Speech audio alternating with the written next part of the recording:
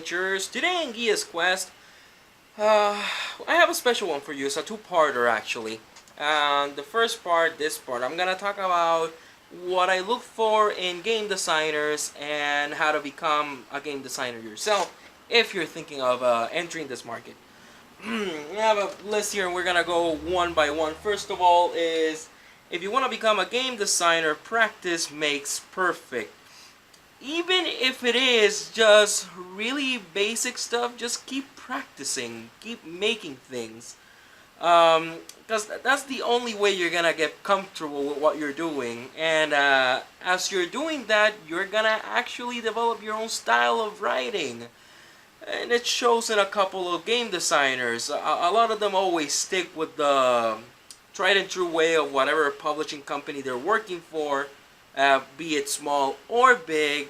But sometimes some game designers, they just really break out of that, and even though they're following the nomenclature of a particular company, you still feel it's them. Case in point, Aaron Hollingsworth, he somehow always has a way to combine the crunch and the fluff so well that it's almost humorous. The guy does like humor, and particularly me, I like his style of humor. Number two, grammar. I'm very critical when it comes to grammar and syntax. Being an English teacher, a high school English teacher at that, I try to nitpick as much as I can from the writing as possible. Because, usually, basically, what you're going to be writing are going to be rules, and you want to be clear as much as you can. You want to be as least confusing as you can. So having proper grammar, syntax, subject-verb agreement, verb tenses is very important. I always look at that whenever I'm doing a review. Even if it's a small one, I tend to call attention to it, and if it's a big one, I'll call even more attention to it. And they happen for well-established game designers, like people like Monte Cook. They make mistakes too. But just because the big guys make mistakes doesn't mean you get to make a lot of little mistakes. So try to keep your grammar as crisp as you can. That's gonna lead into, a lot of these are actually gonna lead into a different point. Alright, number three, know the system you're writing for. Whether you're writing for Pathfinder, whether you're writing for D&D 5th Edition, Savage Worlds, heck, even if you're writing for a game that doesn't have an open gaming license, which you can still do, of course you can monetize, you can, charge people for what you design. Know what you're writing about. I knew a guy that he wanted to convert Final Fantasy to Savage Worlds, but Final Fantasy is a game where usually you have big numbers, you have big HP pools, and Savage Worlds, usually you get hit 3 times and you're out, depending on the feats or talents that you have. There you saw a disparity between knowledge from the source material and the game system itself, because they didn't really mesh that well. Another one is, you can usually tell when the person doesn't really know the source material for the game they're designing for, just by reading what they're talking about. Maybe they describe a rule erroneously because they hadn't, studied it properly. So make sure, whichever system you're writing for, make sure you know it. You don't have to know it intimately, but at least know generally where the page would be, so you can reference it quickly. I think that's a very important point, to know the system that you're writing about. Because if not, it's going to show, and you're probably going to end up doing something sloppy, and that's what we're trying to avoid, sloppiness. Let's see, number 4, know your publisher. This one is very important. I haven't seen that many people talking about this one. All publishers handle things differently. All publishers handle paying differently. Maybe you're not the type of person that doesn't like royalties and they just want big paychecks. Well, a certain amount of publishers wouldn't be right for you, or maybe you're the type of person that wants royalties, but not all publishers handle royalties.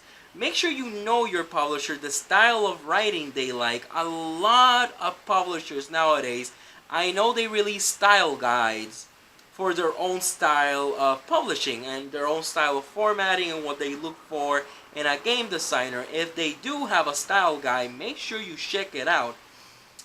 If they don't, ask your publisher maybe for an example of what they're looking for in their style of writing or in their formatting, so you can get accustomed to their style of what they want from you. You do that, you're gonna go even a lot further ahead than you might think. Know your formatting is number 5. A lot of publishers, they format their own things. They just ask for whatever it is they want in writing. You send it to them and they'll format it themselves. A lot of them do that, but some they expect you to do the formatting yourself. So learn how to indent. If you're using Microsoft Word, learn where to put your bold letters, your italic letters.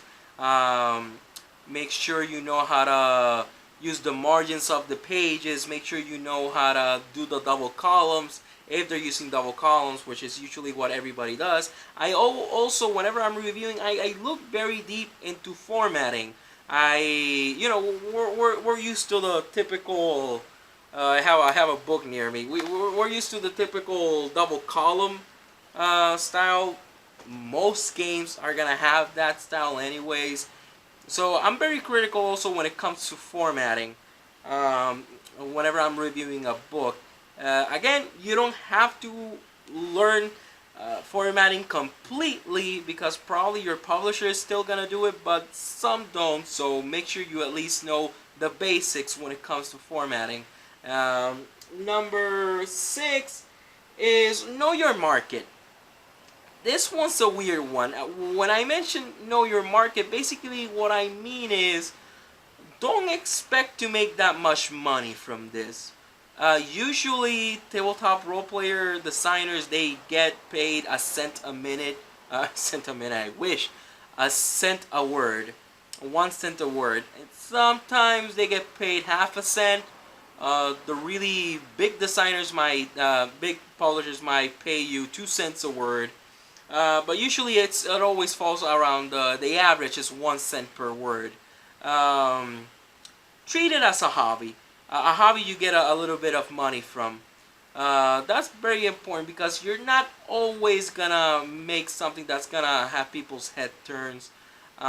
If you're working for royalties, remember that has to do a lot with how many people buy your product. You can always help out your publisher, and I highly suggest you help out your publisher in promoting whatever it is you wrote for them. Expose yourself in that sense. That actually takes us to the next point. Expose yourself. This one also goes to the first point of practicing writing. When I mean expose yourself, let people know that you're a designer. Let people know that you're open for design gigs. And if you're designing your own things just for fun, or you have a house rule that you like a lot, you want to share with people, share it. Actually share it with people. There's so many platforms that you can do that in. You have forums, you have Facebook pages, where you're always going to find people ready to give feedback. And at least from what I've seen, usually the constructive criticism stays on the positive side. They will give you constructive criticism. They will tell you why something works and doesn't work. I rarely, but rarely ever see deconstructive criticism. People just saying it sucks. You're not good at this. I rarely ever see that. I rarely ever see that. So that's something I really enjoy from the community. When it comes to game designers, you're always gonna find people willing to play test your things and just give constructive criticism and give you feedback on what you've done. Also, when I talk about exposing yourself, is contact and try to network with other game designers. Maybe if you have a question of how something works, maybe a game designer, another established game designer, be it big or small, might guide you in the right direction. Maybe if you want to work for a particular publisher, uh, contact try to contact them through social media. A lot of them have social media accounts, a lot of them have Twitter accounts, Facebook pages, and you can definitely contact them through there. Just honestly, be bold. Just tell them, hey, I have an idea for a class or for a monster. Is there any way you guys would publish me? And if they say yes, then you can talk into whatever the payment would be, if there was any payment involved. Wise man once said, if you're good at doing something, never do it for free. So that's something to think about as well. So get yourself out there. Make sure people know that you are a game designer. Contact publishers. Maybe they're looking for game designers. There are forum boards where publishers are looking for game designers. So there's always work in this market. And there's always space for growth. Another one I have here is number 8, self-editing. And this is probably one of the most important ones because it's something not a lot of people tend to do. If you write something and if you want to make sure it's written properly, if you can't find an editor friend or you can pay an editor, leave it there, finish writing, do what you have to do, then come back a day or 2 days later. So, if you're meeting a deadline, make sure you do this way before the deadline. And then sit down and read it again and check it out word by word because you probably have a mistake somewhere there. We all make mistakes. Even the big ones like Monte Cook makes mistakes all the time.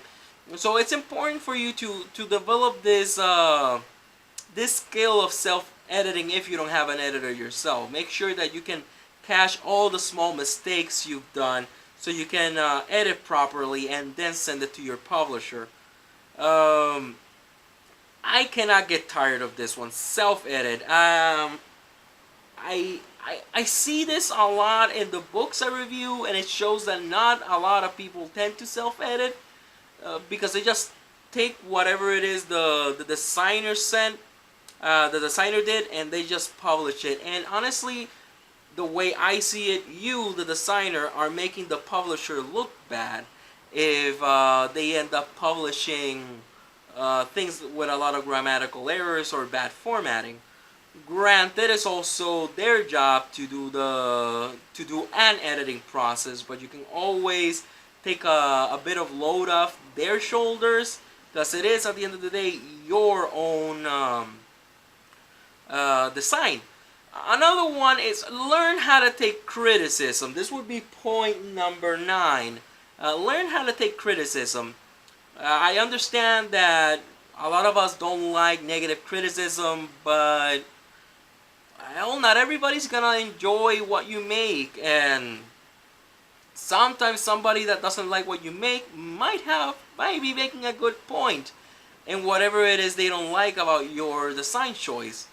So listen to people. If your publisher has an editor and the editor gives you an idea, highly consider using that idea for your design. If your publisher gives you also an idea for how you could make better your design, I also highly recommend taking them up on their word and try to have in your design their suggestions. That would probably carry you a long way.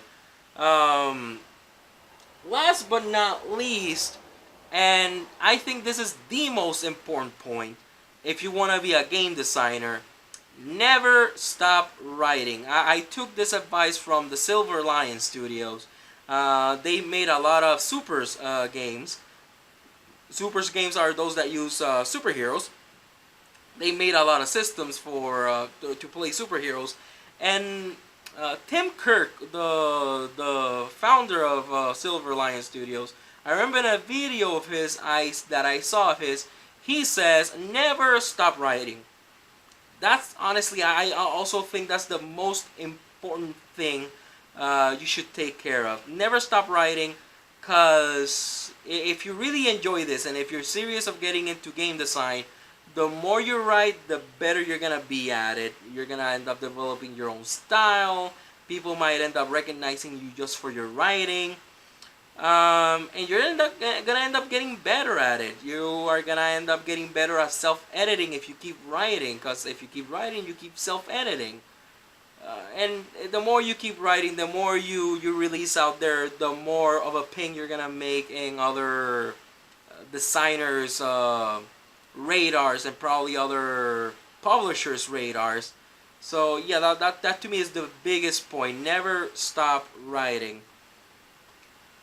I hope this clears up a couple of questions I've received in the past of people wanting to break into game design, and also people have been asking me what I look to what I look for in a game designer. I hope this can answer this question. Next video, I'm gonna talk about being a publisher. I'm gonna touch upon a lot of similar points, but they're gonna be focused differently. Until then, I'll see you guys next time, and remember, rule number 1, always have fun.